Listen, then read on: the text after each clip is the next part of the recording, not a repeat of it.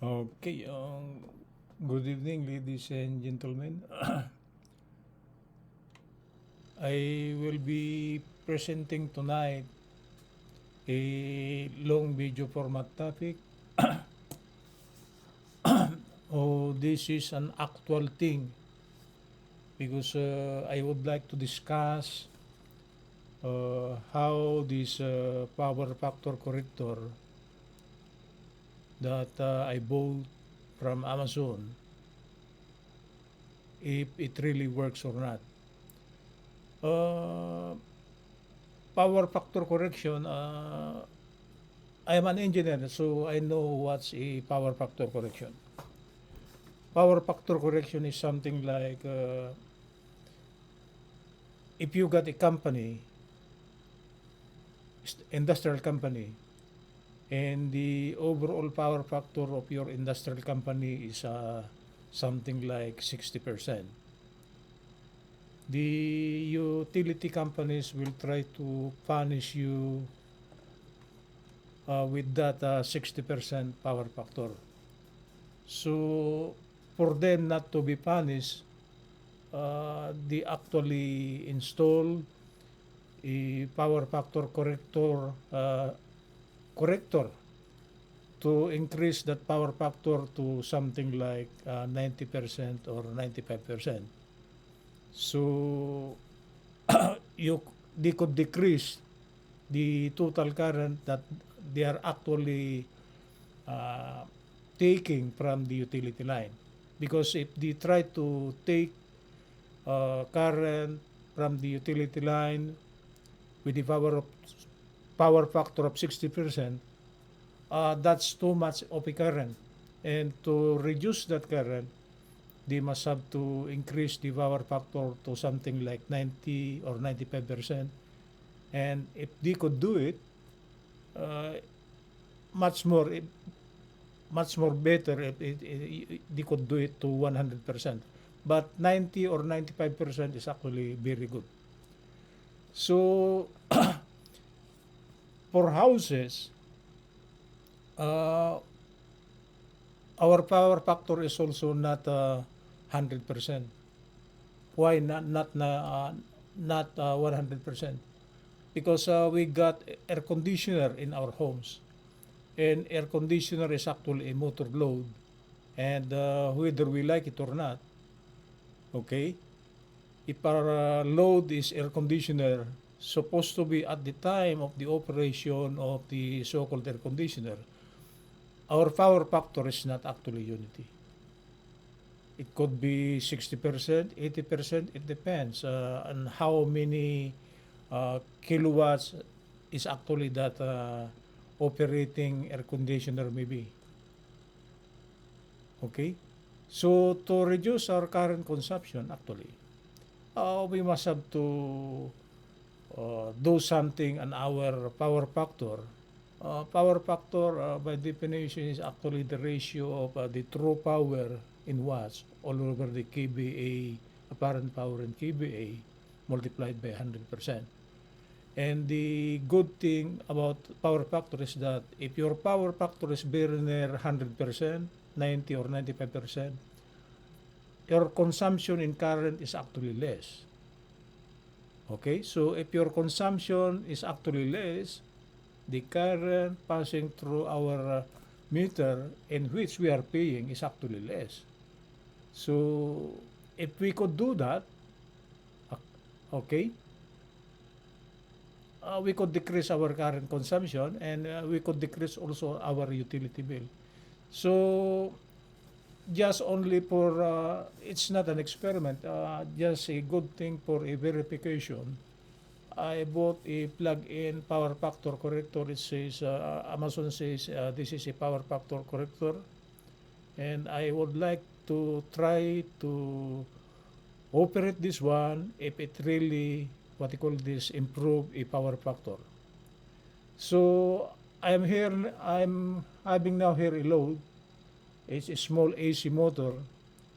Of course, if you try to measure the power factor of this one, for sure, since it is a motor, it's not unity. Okay? And actually, I could do that. using a meter here which indicates that I could measure its true power, its apparent power, and actually this meter here will show also the power factor. Okay? Later on, I will try to plug in this power factor corrector if this power factor corrector will really increase the power factor if we try to use it. Assuming this is a, what you call this, good product. Okay? I don't know what's inside. But for me, as an electrical engineer, I know if a power factor corrector machine is to be a good product, the one thing inside, one of the main thing inside is actually a capacitor. I haven't opened this one yet, but I would like to know if this product will really increase the power factor. So if I could increase the power factor, I could decrease my current consumption. And if I decrease my current consumption, supposed to be what will come out on my meter will be much less without this. Assuming this will work, it should decrease my power factor, and supposed to be my current consumption that passes through my meter will also decrease.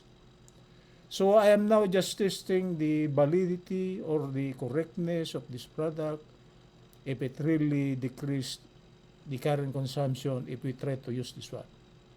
Because if you try to use a power factor corrector, a capacitor, theoretically, it should decrease the current because the power factor corrector is actually a capacitor. It try to antagonize the reactive power from the motor, and since this is a capacitor, this should have a leading power factor. And for a motor, it's a lagging power factor. Lagging and a leading, if we try to for us to fight that leading and lagging, the best thing about it is that if they could cancel each other, okay, meaning the lagging load and the leading load will try to cancel each other, so our power factor now will be unity. If our power factor is unity, we are decreasing our current consumption. Okay, let's try to check this now if this product is really good.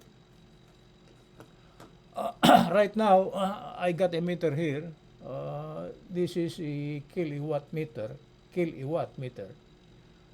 Okay, I plug in the small electric fan here. Small electric fan, it's a motor, right? So actually, by plugging in this one, I could read the what you call these things that this electric fan will try to consume, meaning consume what will be its true power, what will be its apparent power, what will be the current consumption. I don't have to use anymore an ammeter to measure the current because this one is a combination of many things already. A combination of a watt meter, an ammeter, and a voltmeter. Okay? So, this electric fan now is a motor load. And theoretically, motor load got it got a reactive power. Okay? It got a coil, and that coil is actually try to produce a reactive power, which actually add up to the current consumption. Because if our load is just a pure lighting load is just the current consumption is just actually less because the total true power for a lighting load is just the true power, no reactive power. But since this motor here is a motor load, it should have a reactive power. And we would like to eliminate that reactive power so we could lessen our current. Okay? So right now, I will try to read the things that will be coming out from this motor here. The first thing here is a 119.7, and that is actually the applied voltage. The voltage that's coming out from this outlet is 119.7. it's registered here, 119.7, or this is approximately 120. So I will try to toggle down this button here, going down. The next thing that comes out here is actually ampere. Okay, so it seems I have connected in series with one of the lines to measure the current consumption of this motor here. The current consumption is 0.16 amperes. 0.16. Okay, I will try to push it again. What comes out is the true power. The unit here is watts. So what's being read here now is actually the true power consumption of this motor. Okay, it's 13.5 watts. Okay, then I will try to toggle down again. The next thing that comes out is with the value 19.5, and the rating is actually volt ampere. Volt ampere is actually apparent power, the total apparent power. Okay, the one you are saying on the transformer kVA, this is the same as this one, but this is not kVA. Since this is only a small motor, instead of kVA, it is just VA, volt ampere, the product of voltage and current. 19.6. Okay, I will try to toggle down this one again. The unit here is hertz. So meaning to say the frequency coming from the outlet right now is 60 hertz. Then I will try to toggle down this one again. It says here PF, power factor. It is 6.69. So this is actually very low. This is very low. Meaning to say you got so much current being drawn from the utility line if this is an industrial company, but this is just a single motor load. Supposing this is a big industrial company and your power factor is 69%, of course, the utility company will try to punish you because your power factor is less than 100%. It should be around 90 or 95% for you not to be punished. Okay? That's why industrial companies try to install power factor corrector capacitors to counteract the reactive power of the many motor loads from that industrial company. And here, I am just considering one motor load, and the power factor is 69%. Okay? Actually, we could check this power factor if this is correct or not, because power factor by definition is actually the ratio of true power over apparent power. And I have in here, if I try to divide the total true power over the apparent power, what comes out is actually 69%. 69%, you see. The reading on the meter is 68%, but if I try to compute it by using the reading that comes out with the true power and apparent power, they are almost the same. So actually, the reading that's 68% here is correct. We just divide the watts reading a while ago, divided by the apparent power, and what's come out is actually 0.68. And I'm telling you, this is very low. If this is a big industrial company in which the power factor is 69%, okay, the current that you will be drawing from the utility line is actually very big. And utility companies don't want that their transmission lines will be overloaded because your current consumption for the meantime is too much. And actually, you could decrease your current consumption by installing what you call this, a power factor corrector, and that is actually a capacitor. It should be a big capacitor for industrial companies. But for this single load, Amazon says this is just a power factor corrector plug-in also. So it could work on a single load, and we could plug in this one if it really works. If it really increase the power factor. If this product is true to what it said that it is a power factor corrector gadget. Okay, I will now try to plug in this power factor corrector gadget that I bought from Amazon, and let's try to see if this really works. Okay, if I plug in, the load is in parallel with this one. Okay, the load. So they are actually interacting with each other. If this power factor corrector gadget has an effect on the load, we shall see later on if the power factor will rise up. Okay, I will plug in this one now. Okay, it's green. So this is power up already. It's green, right? I covered the light so we could see the LED. It's green. It's power up. Okay, let's try to see if the reading on this motor will try to improve.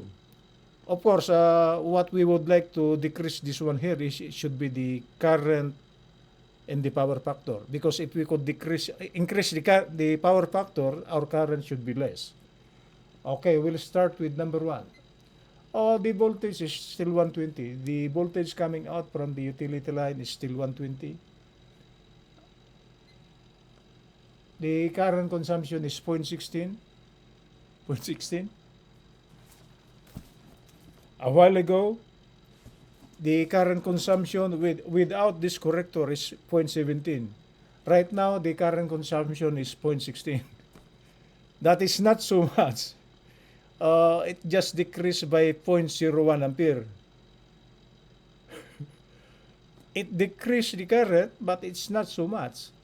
Originally, without this one, the current consumption is 0.17 amperes. Right now, it is 0.16. Okay? I will try to toggle this one again. The true power now is 13.5. True power, the watts consumption, the true power. A while ago, the watts is 14.5. A while ago, the watts consumption, the true power consumption was 14.5. Right now, it's 13.5. So it just decreased by 1 watt. I'll try to toggle this one again.